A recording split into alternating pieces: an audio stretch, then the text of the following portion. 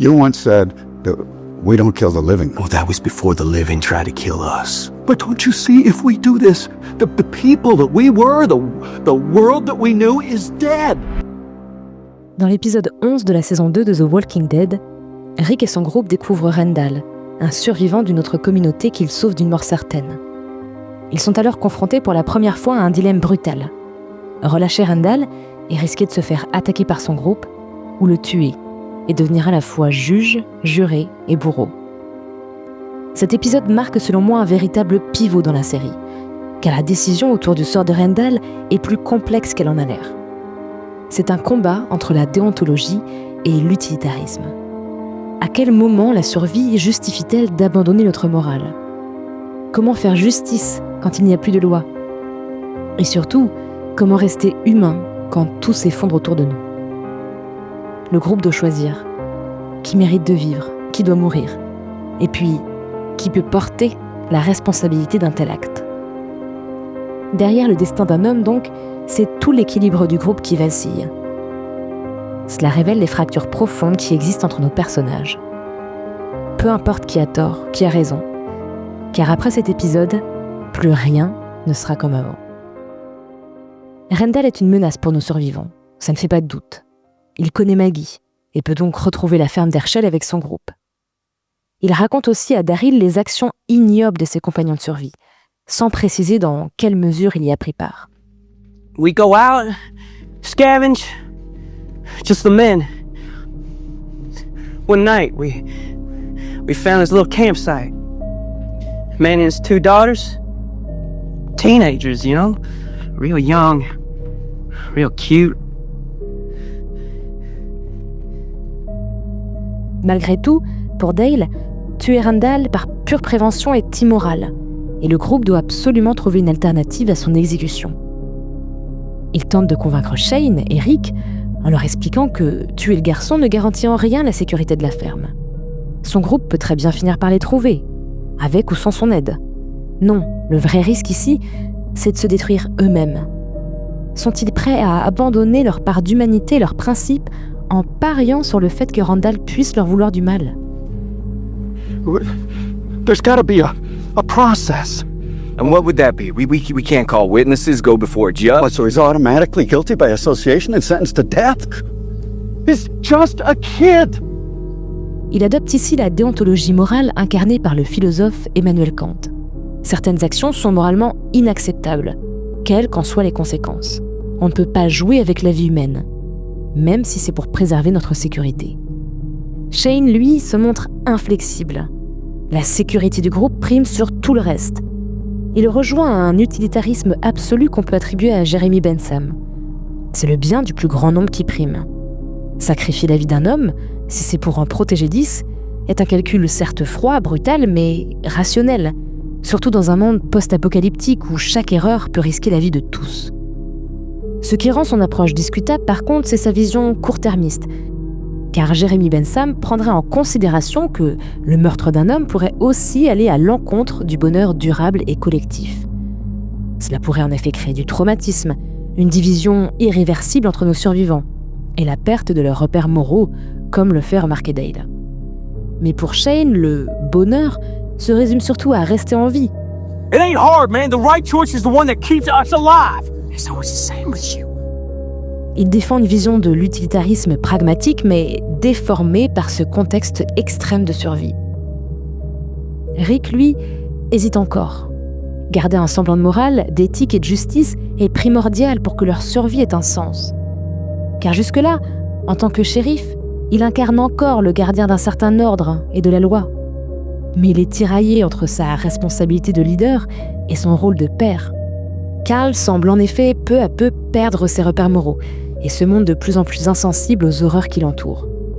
Son comportement ajoute une tension à l'épisode et amorce l'évolution du personnage de Carl, mais nous éclaire aussi sur les hésitations de Rick et son déchirement moral. Protéger le groupe et son fils en choisissant d'assassiner un homme, ou tenter de préserver ce qu'il reste d'un monde où les valeurs morales, la vie humaine, ont encore un sens. I wish you could have the childhood I had, but that's not gonna happen. le groupe se réunit pour décider ensemble du sort de Rendal. Ce qui devait être une réflexion de groupe, un semblant de justice pour ce garçon, se révèle être avant tout un vote autour de la meilleure façon de l'exécuter. Son destin, en fin de compte, était déjà scellé. En réalité, ce que cette discussion révèle, c'est surtout comment, face à un dilemme insupportable, certaines personnes tentent de se décharger moralement de leur responsabilité en la transférant au groupe. Herschel, par exemple, explique à Rick qu'il se fiche du sort de Rendal, du moment que celui-ci disparaisse de sa ferme. « Je me lave les mains du sort de cet homme », dirait Ponce Pilate. Carol, quant à elle, estime qu'elle ne devrait même pas être impliquée dans un choix aussi cruel, car elle n'a pas eu son mot à dire sur le fait de ramener Rendal à la ferme. Sauf que ce n'est pas si simple. Please decide, either of you, both of you, but leave me out. Not speaking out. Or killing him yourself. There's no difference. All right, that's enough. Hannah Arendt expliquerait par exemple que, dans une communauté solidaire, refuser de participer à la décision collective, c'est tout de même participer au résultat final. Car par son non-choix, on accepte implicitement la décision que va prendre le groupe. Jean-Jacques Rousseau, lui, dirait qu'en faisant partie du groupe, Carol et Herschel sont déjà engagés par le contrat social. On ne peut pas uniquement profiter des bénéfices que la communauté procure, on doit aussi endosser certains devoirs et responsabilités. Finalement, tous acceptent d'exécuter Rendal, sauf d'elle, bien sûr. I won't be a party to it.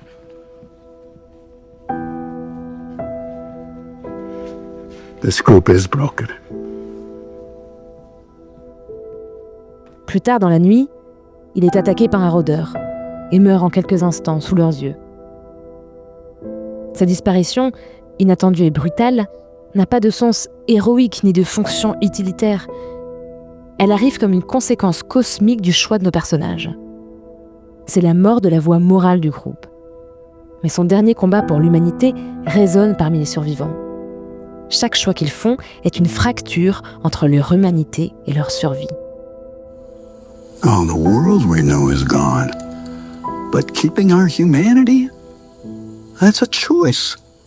Cet épisode marque donc, selon moi, le véritable tournant de la série, avant même la mort emblématique de Shane dans l'épisode suivant. Car beaucoup considèrent que c'est cet événement qui va faire basculer Rick et le groupe dans une logique de survie absolue. Non. Si Shane meurt, ce n'est pas parce qu'il est devenu fou et ingérable, mais bien parce que nos survivants, à cause de Rendal, ont fini par adopter sa vision pragmatique. Rick, you can't just be the good guy and expect to live, okay? Not anymore. I'm not the good guy anymore. Si Rick finit par tuer Shane, c'est parce qu'il agit selon la même rationalité utilitariste que celui-ci prônait pour survivre. Il légitimise donc enfin sa vision du monde. Le virage tyrannique de Rick, quelque temps plus tard, finit d'amorcer cette transition dans la série. Il ne s'agit plus d'une histoire de survivants face à l'apocalypse, mais bien une histoire de vivants confrontés à la perte de leur valeur morale. En somme, le prix à payer pour pouvoir continuer à vivre dans ce nouveau monde. This isn't a democracy anymore.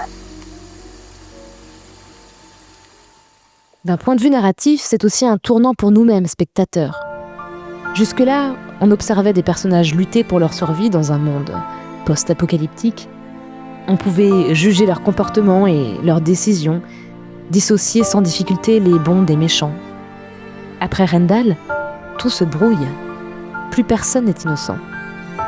Rick devient ce qu'il redoutait, Shane et Dale meurent, emportant avec eux l'illusion de ceux qui restent.